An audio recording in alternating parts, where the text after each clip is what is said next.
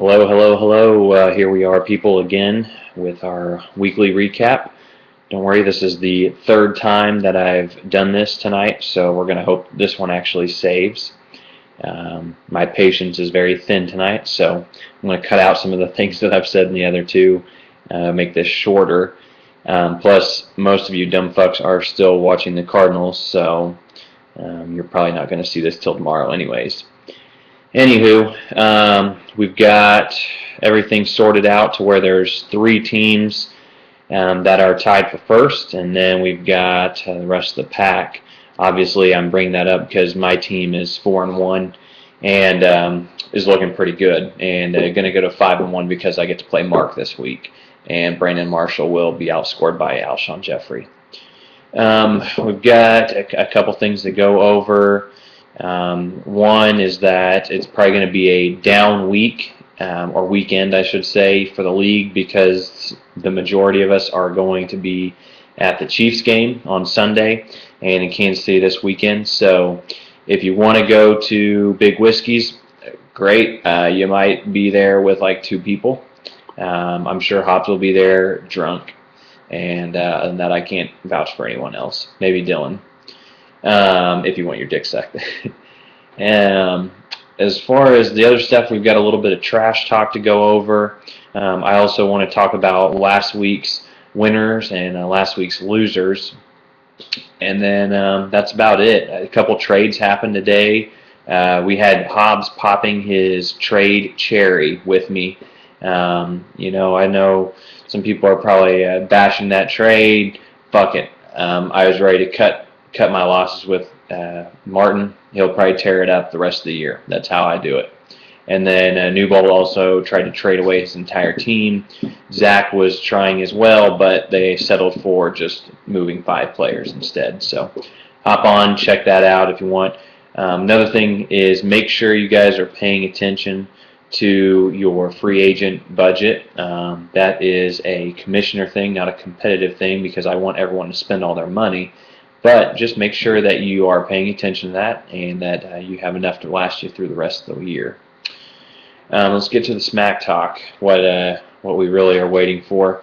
I'll go ahead and go in reverse order. I got some smack talk from Newbold earlier that said Beans is a douche. There you go, got that. So that was a good one. Also, let's see here. Had another one from Garrett Good. This goes out to his opponent this week. This shout out is to my upcoming opponent this week, the Stott City Juboldian Bacas. I hope your team plays really hard for you, and the best of luck this week. May the best manager win. Now you're probably thinking that's the worst smack talk ever. I agree. But he followed it up with this. Fucking hashtags. Hashtag suck one. Hashtag suck a Jew. Hashtag I want a victory. Hashtag Chris Johnson trade. Hashtag ha ha ha ha ha. There's 3 ha's in there. So just wanted to pass that on to Newbold from Garrett. It seems like there's a common theme that everyone talks shit on Newbold, which I'm cool with.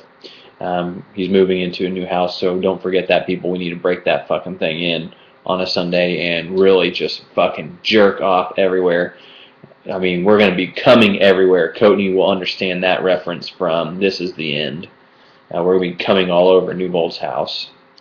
Last thing I've got in here is from Mark, and this one was really gay, as you could imagine, but I did promise Mark that I would give it some emphasis for his trash talking.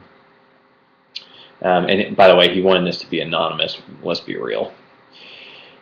Caleb, you are by far the sexiest thing this side of the gay Pacific, a.k.a. Cody's giant beehole. And let's not forget you're liable, son. Liable. Might want to get some insurance to cover your liability. Talk to Kyle about that. And you may need a lawyer in case you get taken to court and sued for liableness. Now I'm just thinking about slapping those roast beef curtains around, aka Cody's beehole shakan. That was it. I mean, that was the entire thing. I'm not sure if Mark was directing that at Caleb for some certain reason, or if he thought he was playing Caleb this week. But he's incorrect because I'm playing Mark. I don't know. Anyways, let's get back to some more drama as well. The Masked Man drama. Holy shit. Was that not a clusterfuck? Woods legitimately hacked into the Masked Man's Twitter with some really detective skills. He just tried the leave no trades as a password and it worked. What can I say? Woods, kudos to you.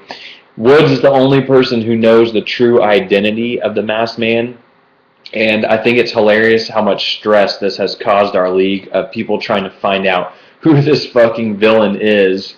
I think it's genius. Whoever is the Masked Man, whether we find out at the end of the year or not, kudos to you because this has been a fucking roller coaster ride and I've loved it. Hopefully we see some more posts out there from you, Masked Man. I know you came by that one time and had the horse mask on, but it'd be great to hear from you again on Twitter anyways. Other than that, let's talk about last week's big winner and big loser. In my opinion, the big winner was Will. He's 3-2. That just goes to show you how terrible / balanced our league is this year. Anytime Will has a winning record is kind of a scary thing. The big loser, I would say it's got to be Beans. I mean, that had to absolutely add salt to the wound that his first loss came against his arch nemesis, Jew Baby. He scored a ton of points, still got the loss, so sorry about you, dude. But Beans is my big loser of the week. Again, I'm going to cut this one short. If you guys have any other comments or smack talk, let's get that going. Get it to me earlier than later.